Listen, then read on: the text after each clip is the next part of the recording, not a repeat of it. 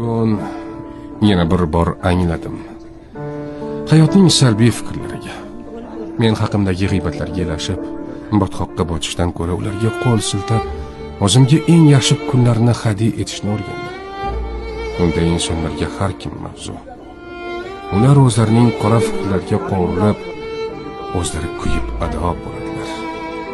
Men esa o'sha ular kuyib yonayotgan vaqtda maza qilib hayot menga hadya etgan sovg'alardan xursand bo'lib yurgan bo'laman.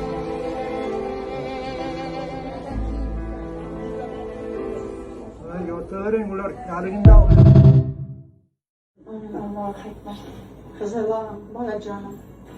Allohim umrini uzoq bo'lsin. Tabriklayman seni. Bu kunlarni biz necha yil kutdik. Allohimga behisob shukr. Shu kunga nasib qildi, shunday xonadonga kelin bo'lishing nasib qildi. Mana rizqing qo'shilgan ekan, shu kunlarga Allohim o'zi nasib qildi.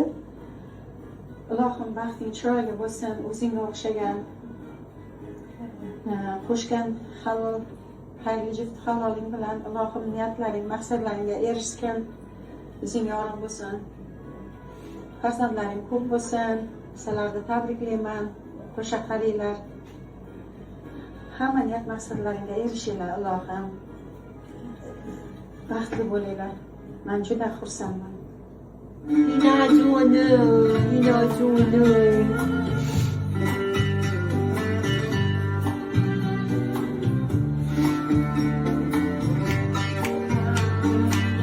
Endi o'ynaymiz.